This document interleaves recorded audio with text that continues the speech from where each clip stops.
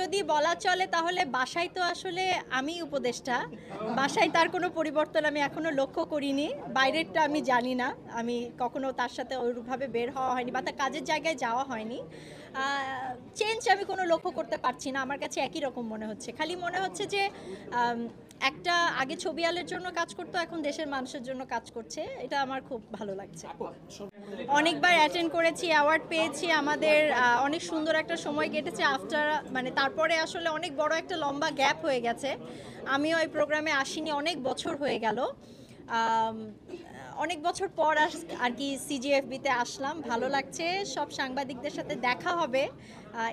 এটা নিয়ে আমি খুবই এক্সাইটেড, বিকজ হয় না, কাজের ব্যস্ততা বা সাংসারিক অবস্থা বা আমার বিশাল বড় একটা লম্বা সময় আমি সবার সাথে ওভাবে যোগাযোগ করতে পারিনি বা আমাদের কমিউনিকেশন ছিল না। আবার শুরু হচ্ছে কমিউনিকেশন, আবার যোগাযোগ শুরু হয়ে যাচ্ছে, আবার দেখা সাক্ষাৎ শুরু হয়ে যাচ্ছে, তো ভালো লাগছে। কাজের ব্যস্ততা কেমন যাচ্ছে, যেহেতু আপনি অভিনয় শিল্পী থেকে প্রযোজক পরিচালক হবেন সামনে, কাজের ব্যস্ততা এখন 840 নিয়েই যাচ্ছে, 840 নিয়েই ক্যাম্পেইনিং করছি, বিভিন্ন জায়গায় যাচ্ছি, দর্শকদের রিয়াকশন খুবই ভালো আলহামদুলিল্লাহ। সো এখন যদি বলা হয় ব্যস্ততা ইলহামকে নিয়ে এবং 840 নিয়ে। যদি 420 যাই, 420 সময় আপনি অভিনয় করেছেন, আর 840 ক্যামেরার পিছনে মানে সামনের পিছনে কোন জায়গাটা সবচেয়ে ভালো লাগতেছে? দুই জায়গার ফিলিংস দুই রকম, কারণ হচ্ছে যে এক জায়গায় ক্যামেরার সামনে কাজ করেছি, সেটা এক ধরনের ফিলিংস, এখন ক্যামেরার পিছনে আরও বড় দায়িত্ব পালন করছি, সেটা আরেক ধরনের ফিলিংস। আমি যেখানেই থাকি না কেন, ক্যামেরার সামনে, ক্যামেরার পিছনে, সাইডে, আশেপাশে, সবসময় আমি সবার সাপোর্টটা চেয়ে আসছি, সাংবাদিকদের সাপোর্ট চেয়ে আসছি, এখনও চাই। সো আশা করব যে আমি যেখানেই থাকি না কেন আপনারা সবসময় আমাকে সাপোর্ট করে যাবেন। আপা শুনছিলাম যে দেশের বাইরে রিলিজ হবে, এই পরিকল্পনা হচ্ছে কিনা? না, এখন পর্যন্ত দেশের বাইরে, যেহেতু একটা ক্রিসমাসের গ্যাপ আছে, এই ক্রিসমাসের কারণে আসলে আমি আর দেশের বাইরে আমরা প্ল্যানটা আপাতত স্থগিত রেখেছি। দেশে এখনও চলছে, হলে হলে ওই 840 চলছে, সবাই পছন্দ করছে। সো আমার কনসেন্ট্রেশন এখন দেশের ভেতরে বিভিন্ন হলে, দেশের বাইরেরটা আমরা একটু পিছিয়ে দিয়েছি, আমরা শীঘ্রই জানাবো। আরও একটা নিউজ আসতে যাচ্ছে, অবশ্যই আপনারা কিছুদিনের মধ্যে জানতে পারবেন। Surprise surprise. আপু একটা বক্তব্য বলেছেন যে 840-তে যদি আওয়ামী লীগ সরকার থাকতো তাহলে হয়তো মুক্তি পেত না, কিন্তু এখন শনিবার বিকেল আওয়ামী লীগ সরকার নাই, শনিবার বিকেল কি আসবে কিনা? শনিবার বিকেলের শুধুমাত্র আমি আর্টিস্ট, ডিরেক্টর হচ্ছে ভেতরে বসে আছে, প্রডিউসারও আছে। সো শনিবার বিকেল আসুক, এটাও আমি চাই অ্যাজ আ আর্টিস্ট হিসেবে, আর বাকিটা ডিরেক্টর এবং প্রডিউসারকে আপনাদেরকে জিজ্ঞেস করতে হবে। ডিরেক্টর কি এখন আমার জামাই? মানে আগেও তো ছিল আমার জামাই। সরি, উপদেষ্টা হওয়ার পর কি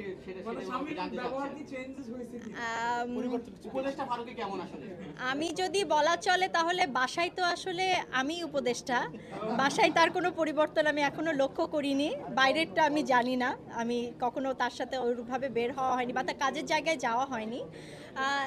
চেঞ্জ আমি কোনো লক্ষ্য করতে পারছি না, আমার কাছে একই রকম মনে হচ্ছে। খালি মনে হচ্ছে যে একটা আগে ছবি আলের জন্য কাজ করতো, এখন দেশের মানুষের জন্য কাজ করছে, এটা আমার খুব ভালো লাগছে। বর্তমান সিনেমার যে অবস্থা আগে যে ছিল, এখনকার কতটুকু পরিবর্তন আনতে পারবেন বা আসবে? আমি পরিবর্তন আনতে যেহেতু নতুন বাংলাদেশ আপনারা আছেন, ফারুক আছে, আপনারা কাজ করতেছেন ক্যামেরার পিছনে। আমরা তো আসলে যখন থার্ড পারসন সিঙ্গুলার নাম্বার শুরু করি তখন থেকে কিছু না কিছু পরিবর্তনের আশা নিয়েই তো শুরু করেছি। তো থার্ড পারসন সিঙ্গুলার নাম্বার থেকে এখন 840 অনেক পরিবর্তন এসেছে, এবং আমি আশাবাদী যে ভবিষ্যতে আরও ভালো সিনেমা আমাদের বাংলাদেশে হবে, এবং বাংলাদেশের সিনেমা সত্যিকারে ভালো পর্যায়ে যাচ্ছে, বিভিন্ন বাজেটের সিনেমা হচ্ছে, বিভিন্ন ধরনের সিনেমা হচ্ছে, এবং দর্শকদের রুচির পরিবর্তন হয়েছে, তারা বিভিন্ন রকম সিনেমা দেখছে এখন। সো আমি অনেক আশাবাদী আরও অনেক চেঞ্জ আসবে, ভালো চেঞ্জ আসবে। একটা ফান কোশ্চেন করি, কোশ্চেনটা হলো কি যে এখন নিজেকে আপনার ক্ষমতাবান বেশি মনে হয় কিনা? কি ক্ষমতাবান? বেশি মনে হয় কিনা? আমি তো সবসময় ক্ষমতাবান। না, আমি এসবে বিশ্বাস করি না। আমি একজন আর্টিস্ট, এবং আমার সবচেয়ে বড় ক্ষমতা হচ্ছে আমার অডিয়েন্স, আমার সাংবাদিক ভাই বোনেরা। সো তারা যতদিন আমার পাশে আছে আমার কাছে মনে হয় আমি ক্ষমতাবান। তারা যদি আমার পাশ থেকে চলে যায় তখন হবে আমি ক্ষমতা তখন আমার থাকবে না।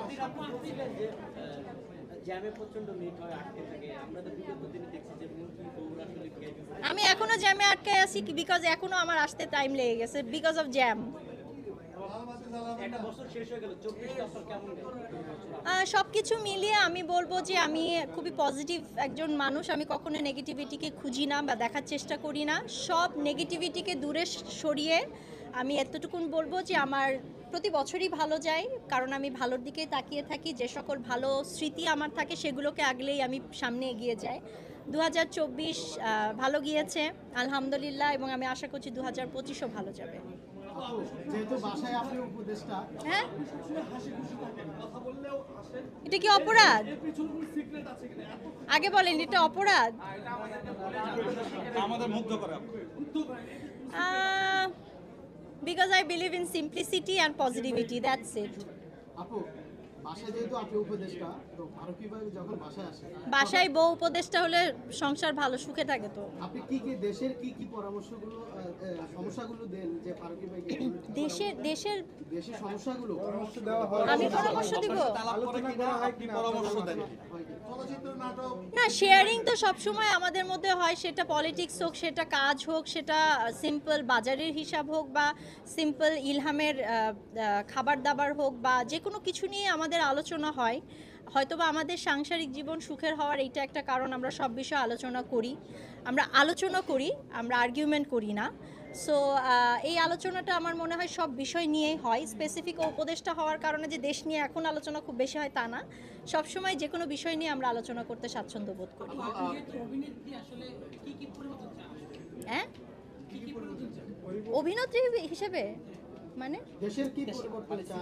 ও অ্যাজ এ অভিনেত্রী কি পরিবর্তন দেশ এবং আমার কাছে মনে হয় যে একজন অভিনেত্রী হিসেবে আমার এইটুকুন মনে হয় যে এমন কিছু নিয়ম করা উচিত যেটাতে আমাদের যে সকল ইয়াং জেনারেশন আছে, যারা ইয়াং ডিরেক্টর আছে, তারা যেন স্বাচ্ছন্দ্যে ভালোভাবে সুস্থভাবে সিনেমা বানাতে পারে, কোনো রকম বাধা বিপত্তি ছাড়া, এবং সেই সিনেমাটা প্রপারলি যেটা মানুষের জন্য ভালো হবে, দর্শকদের জন্য ভালো হবে, সেই সিনেমাটাও যেন এক্সিকিউট করার জন্য আমরা উদ্বুদ্ধ হই। এই সিচুয়েশনটাকে আমরা ঠিক করতে চাই। সম্পূর্ণ প্রশ্ন 4টা প্রশ্ন দিয়ে শেষ করব। 4টা ছোট ছোট প্রশ্ন।